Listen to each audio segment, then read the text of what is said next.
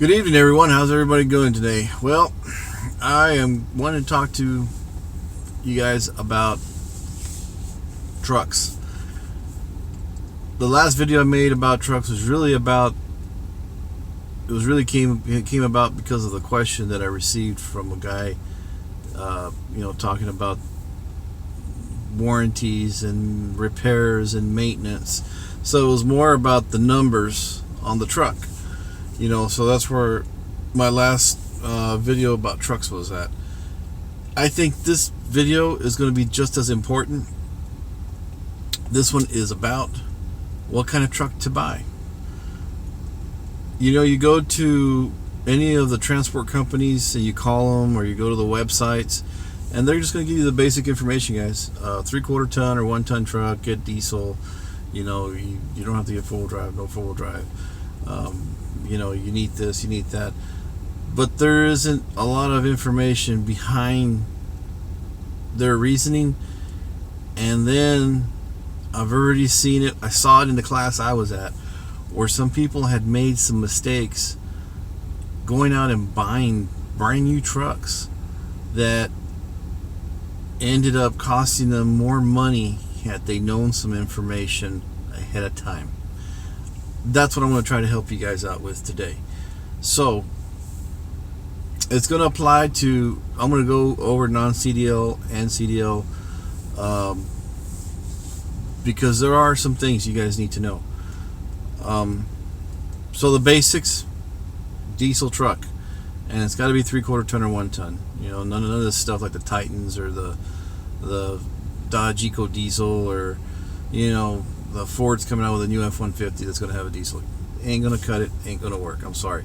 Those trucks are just not going to be in the same category. So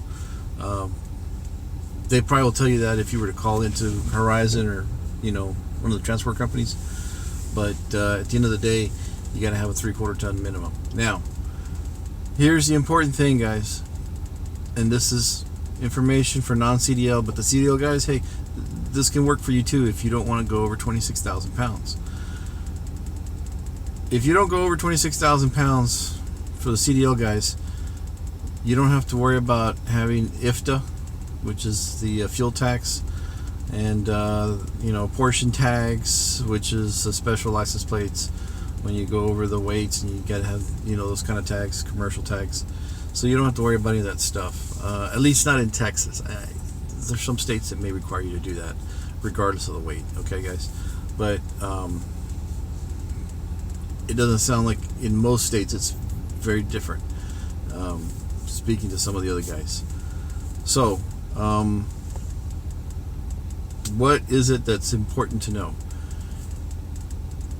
Here's the first thing, guys. Non-CDL guys, here's my first, and I do this, guys, with real sincerity. Don't go out and buy a dually unless you really plan on, you have a plan that you're going to go get your CDL and you're going to start pulling a flatbed truck so that you can, a flatbed trailer so that you can put 2 trailers, because they have those guys out there with CDLs, and they have these 50-foot long trailers, and what they do is they put 2 20-foot travel trailers. They usually have single axles, and they load them up on top, and then what they do is they're running out there. So unless you really plan on doing that, and you really have your heart set on that, guys, I strongly urge you, don't go out and buy a dually. Here's the reason why. These trucks and your weights are going to be tied in with your GVWR. Okay, that's gross vehicle weight rating. That means it's not what the truck actually weighs, it's what the truck can carry with cargo, passengers, fuel, and that kind of stuff. So for example, my truck, 8,960 pounds. That's what my truck weighs with me in it, full tank of fuel. I went to the scales, and that's what my truck came out to. 40 pounds off of 9,000 pounds. My GVWR is 11,500 pounds. So you see there's a big difference there. It's 2,500 pounds. But what they're saying is that's how much I could put in the back of my bed, and people and my dogs and everything else. I could still be, at that weight. And in reality, guys, you know how they figured that out to differentiate between my truck and another truck that looks identical to mine is the gear ratio. So when they have the gear ratios that are different, even though my truck and the next truck next to me would look identical, you could be the same color, same everything, and the only difference would be the axle ratio. That's what's going to change your GVWR. So you have to pay attention to that. That's where you get. That's how that's how they figure it. There's also some other things too, but for the most part, that's what's going to change. Because guys, here's the preliminaries. Now I'm going to start from the basics. Okay, get yourself a crew cab because you're going to need to sleep in it. I recommend a long bed for a couple of reasons. These guys are going to require you to carry a slider hitch if you have a short bed. So you're going to have to go spend extra money and go put a what they call a fifth wheel slider hitch, which is a hitch that'll move back and forth front to back. Because when you put a short bed and a fifth wheel hitch into a short bed truck, when you turn, there's a possibility that the corner of the fifth wheel will touch the back glass. It's happened to me a long time ago, and I had a short bed crew cab truck. And what happens is you pop the back window. If you have a headache rack, you'll hit the headache rack, and it just makes a whole mess. So if you have a long bed, don't need a slider hitch. Never have to worry about that. You can cut it to a 90 degree, and you won't hit your truck. So that's the first reason. The second reason why I suggest strongly to get a long bed truck is your auxiliary fuel tank. The long bed trucks, guys, where does the extra space come into play? Between the cab and your rear wheel. On a short bed, it's like this. On a long bed, it's like this. So that extra space between the wheel and the cab is going to be wider. That's where you're going to put your auxiliary tank, guys.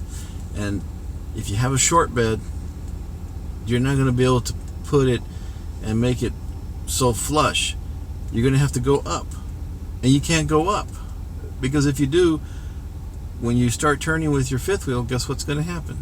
You're going to hit it. So you're going to either have to get a smaller tank and maybe a 30 or 40 gallon tank instead of a like right now I'm looking at tanks.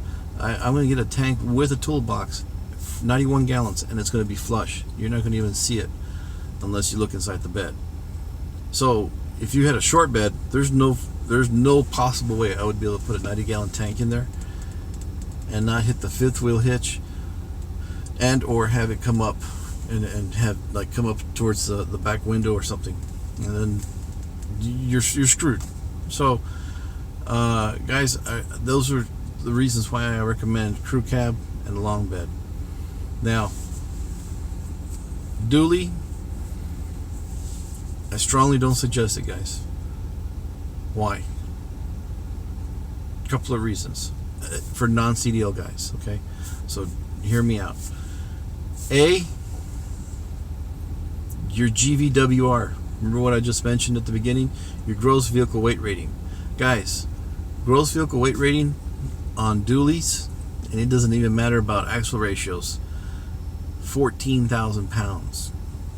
Okay, that is 30. That's what 2,500 pounds more, guys, than my truck. Right? If I remember correctly, no, it's 3,000 pounds more. Okay. You can get a truck like mine or a 3/4 ton long bed like mine, and your GVW will be 10,000 and 11,500 pounds. That's what you're going to end up with. But if you go with the dually, they're all going to be 14,000, except the General Motors, the GMC and the Chevys. I saw theirs. They don't have different axle ratios.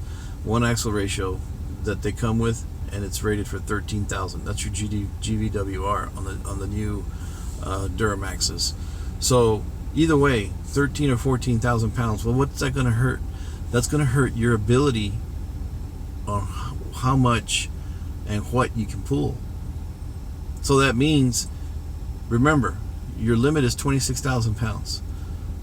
So if you take 26,000 and subtract 14,000, that means, guys, all you can pull is anything that has a gross vehicle weighting of 12,000 pounds. Remember, that's not what the trailer weighs, but that's what the trailer is approved or rated for when they add in your personal belongings, your water, your tanks full. So what they do is they calculate all that, and then they add that to the basic weight of the trailer. So typically, guys, I'm going to tell you right now, you can have 3,000 pounds of stuff that they will include in that GVWR. Well, guess what? That means that the trailer only weighs maybe 9,000 pounds, and that's not too big of a trailer, guys. You're going to cut yourself short. Not a lot of fifth wheels are going to fit in that category, and fifth wheels pay you more money, but you need to be up there. Like in my case, I'm 11,500, guys. I'm 14,500. That's my limit. And there's a lot of fifth wheels that are like at 14,000 pounds. Why? Because they usually have 2,000-3,000 pounds, and they weigh dry 9,000-10,000 pounds, or 11,000. So especially toy haulers. Toy haulers have a huge weight that they can add in because they're putting in motorcycles or ATVs or whatever in the back. So the things are real light, but then they'll have like 3,000-4,000 pounds of cargo. So the thing may weigh 11,000 pounds, but you add 3,000 pounds to it and you're at 14,000. So that's my first suggestion, guys. Don't go out there and buy a dually and get all excited. I love dualies too, but I would have screwed myself if I would have had one. And I almost did buy one. This was before I was getting into this business when I bought this truck, but I just didn't feel the need. The other reason why, guys, you're not pulling extremely heavy stuff. You can still pull it like with my truck, which is a single rear wheel. But here's the other biggest factor, guys. Maintenance. You got 2 extra tires. So now it's harder to rotate tires, because when you rotate tires on a dually, lots of times, guys, they have to pull the tire off the rim because they can't just take the wheel from the front and throw it in the back. A lot of guys will have, a lot of the newer trucks, they may have aluminum wheels, and then the inside wheel in the back is a steel wheel, or it's not the same wheel because the ones outside are obviously polished and looking pretty. So then what happens is they have to take the tire off the wheel, and of course that's a lot of money, and time. If you go in and say, hey, rotate my tires, and you go in there like I am every 2 weeks telling them to rotate tires, these guys just pop them off and switch my tires, and that's it. In a dually, they got to take them all off. They got to take all the tires and put them all back the way they got to be, and then rebalance them, remount them, and then put them back on the truck. So that's another reason why, guys. I don't see that extra cost, not just for the truck itself, but for the maintenance, and then your lack of usability you're going to get out of it, because you're not going to be able to pull. Yeah, the truck can pull more, but you're not going to be able to get to pull more because you're limited. You only got 26,000 pounds. That's all you can do. So that's my first suggestion, guys. What are some of the other things? Here's another big thing I found out from somebody else. Guys, when you get a truck, unless you got your truck already with you like I did, that's different. But if you're going to go out there and buy a truck, guys, make sure, and all 3 companies do this. I don't care if it's GM, Ram or Ford, make sure, guys, and get the pre-kit is what they call it for the fifth wheel and gooseneck, which it is basically, it looks like 5 holes in the back of the bed. On average, it costs you about $400. Ford's $395, and I think Dodge is the same. I didn't look up the price of the Chevys, but they're going to be about the same, guys. And I'm going to tell you right now, it's worth its weight in gold. Let me give you an example. Ford, remember the new Fords? Everybody loves them. They look great. I like them. I want one. But I found out from another guy, another transport guy, he bought a brand new 17, and his truck didn't have that prep kit. So he took it in to go have them put in the fifth wheel brackets and everything. And guess what? Now he had to pay $1,000, guys, to have them pull the bed, because it's aluminum. Put the special mounts, because remember, it's aluminum. Make the holes and do everything. Instead of, he would have just paid $395. All you have to do is make sure you find the truck that has the kit. You just look in the back of a bed of any of the trucks, and you'll see the holes. It's 4 holes with one in the middle. It's 5 holes, guys. It's worth it, guys. I'm telling you that right now. Something else. Make sure that they come already prepped with the trailer control, the trailer brake control. A lot of them have it, but it's not necessarily a standard feature. You better go look, and you got to ask, hey, does it have the trailer brake control already built in? Did it come with it in the package? You need to check that. Why? Because the newer systems are integrated, they're already built in, and they work a lot of times with your ABS system. Now, like the newer Fords, the trailer brake control helps you with sway control. It also now controls your brake control in your trailer with the ABS system. So in other words, your brakes won't lock up on your trailer. It's using that computer system. So take advantage of that, guys. Look for those little details. Don't be afraid to go in there and go online. Look for the truck you want, and start looking at all the stuff that's applicable for trailers. Backup cameras, that kind of stuff, and make sure that those are the things you want.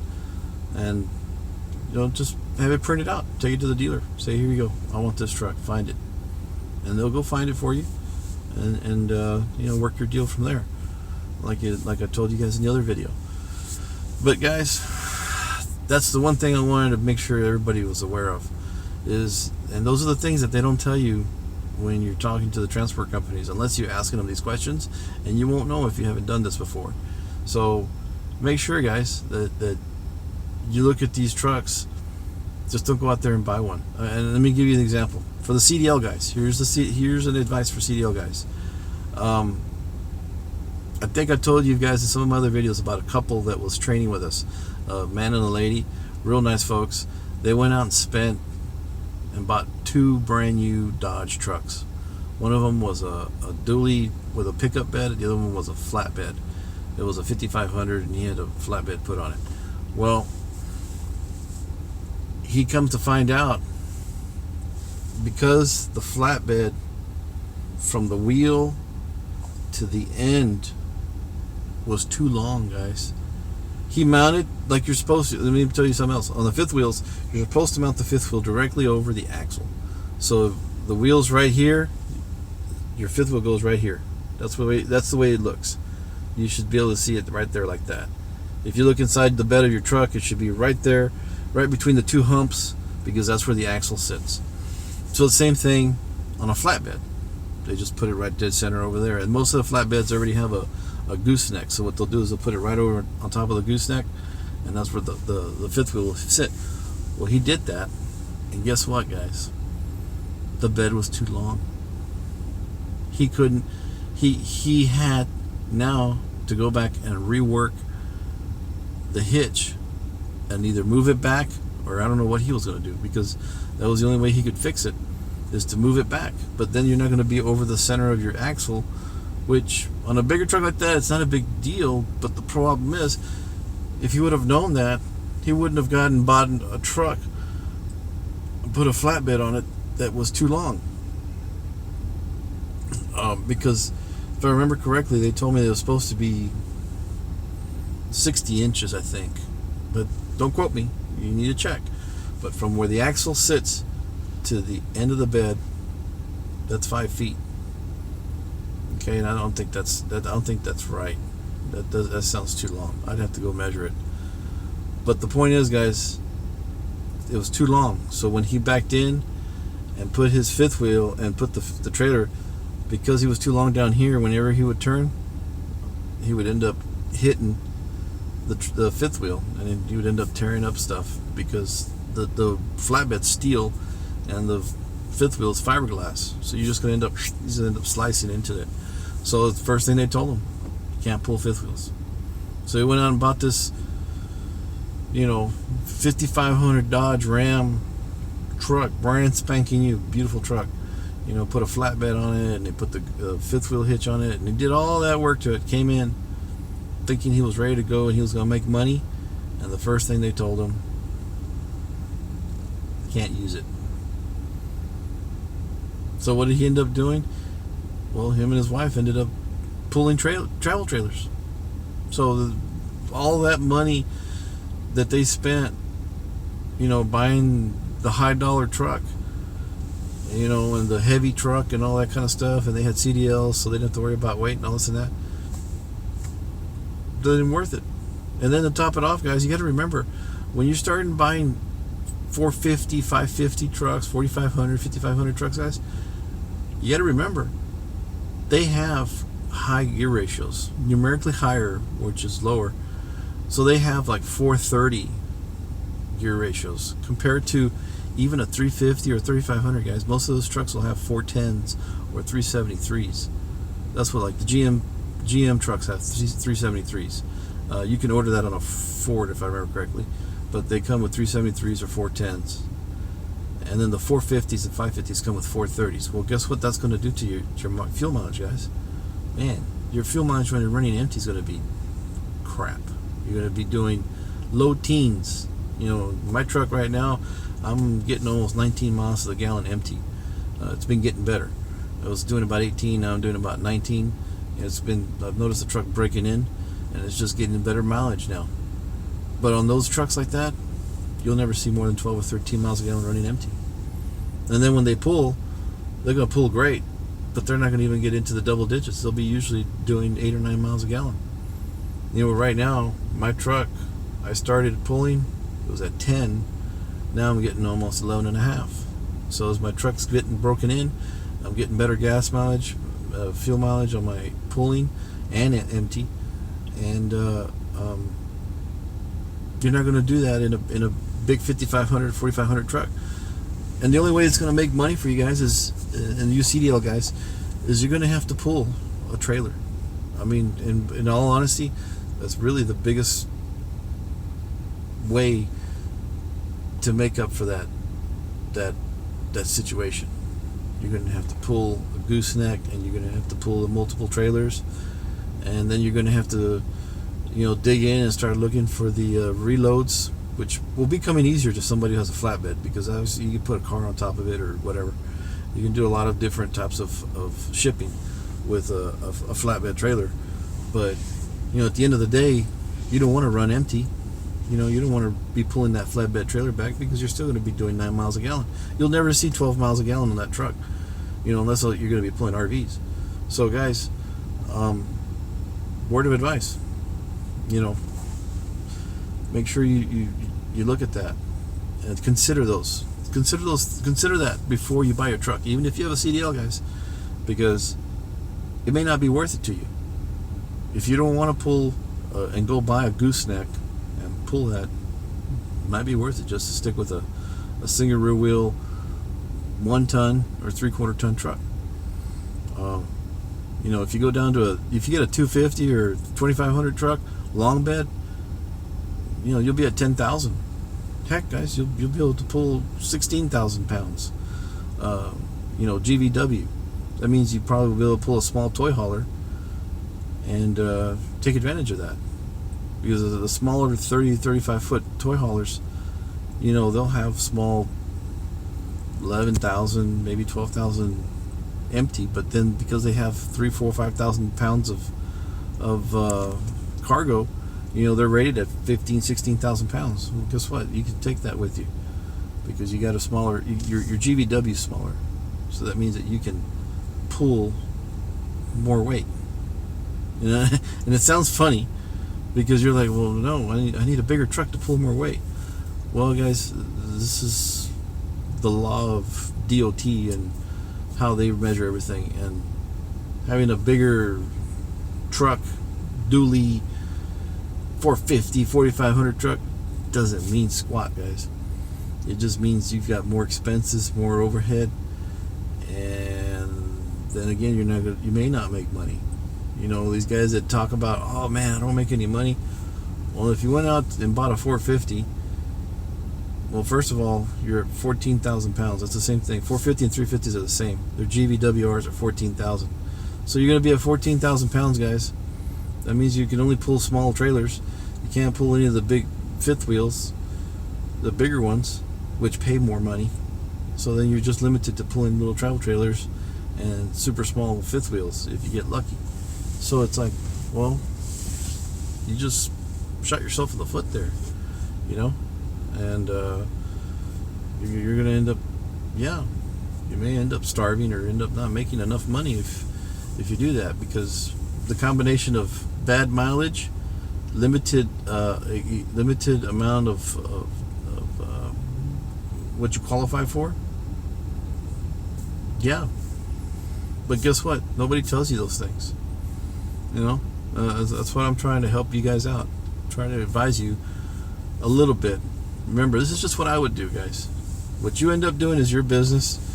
So you got to make sure you don't come back and tell, hey, Manny told me to do this. I was like, hey, dude, I'm giving you some friendly opinions, and I'm just telling you what I would do. That's how I would do it. All this stuff I'm talking about is what I considered when I was looking at buying a truck. And when I get ready to buy another truck, I'm going to take all that into consideration before I buy my next truck, because I want to make sure I don't screw myself. So, you know, those are the important things, guys. Another thing to keep, the other main issue, you know, is your four-wheel drive. Personally, I want four-wheel drive for one reason. I run all year round. And if you're going to run all year round, guys, when you go up to Indiana in the middle of the winter, you're going to run into snow, ice, wet conditions in the lots. When you go into those lots to go pick up these trailers, they don't all have gravel and rocks, guys. Sometimes they're muddy. And guess what? Two-wheel drive ain't going to cut it. You're going to have some kind of a four-wheel drive system in your truck. It happened to me, where I had a guy that was running with me, and he had a two-wheel drive Dodge, and nothing wrong, nice truck. Didn't even have any mud tires or all-terrain tires, regular tires. And he went into the lot, and guess what happened to him? He got stuck. He was out there, hey, Manny, can you help me? Okay, so I helped him out. But you know, that's because I had a four-wheel drive truck. So you know, that's something else to keep in mind, guys. You know, those are the little considerations. There is a trade-off. You go four-wheel drive, you'll make a couple of miles less, just because, you know, you're adding an axle to the front, and adds more weight, and that does affect your mileage a little bit. But it also helps your resale value. The trucks, four-wheel drive trucks, are going to have better resale value as well. So that's going to help out. In my case, I had one diesel truck, two-wheel drive. I decided never again, just for me personally. But again, that's me. So you know, somebody else might consider a two-wheel drive would be the better way to go. So you know, That's the only other consideration I can think of, guys.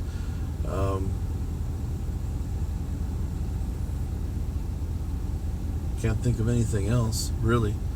Probably one of the things that you might want to consider when you're looking for a truck is, does it have some of the other stuff that's kind of bells and whistles? Some of them have cameras now, backup cameras. They have cameras to back up to your fifth wheel. Ford has the camera system that basically cameras the whole thing, and then they have the blind spot system that works when you're pulling a trailer. So those are just extra bells and whistles that they really do help, but obviously it comes at a cost, and I don't know if you want to spend that money. That's up to you. Oh, and by the way, guys, one important fact, I looked on Auto Trader over the weekend preparing for this video, and noticed that you can go buy a new Dodge 3500 Tradesman for like $44,000, guys. $44,600. They had them discounted here in Houston. So if you guys don't believe me, go to Auto Trader, go to Houston area, and go pull up Ram 3500, and they'll show you the discounted price. And I counted at least a dozen trucks, tradesmen's with all the basics. They had the prep package for the fifth wheel, four-wheel drive, crew cab, long bed. They had dualies, single rear wheels. So they had them all there, and the dualies actually cost more money. So the single rear wheels should be a little bit less expensive. And with the diesel motor, automatic, cloth seats, basics. Power windows, power locks, tilt cruise. So guys, when I was talking the other day about my other truck video about 50,000, guys, you could that would be, you would be well under that. You could put your warranty on top of that, just pay your taxes, and I guarantee you probably would still be $3,000-$4,000 less than 50 grand.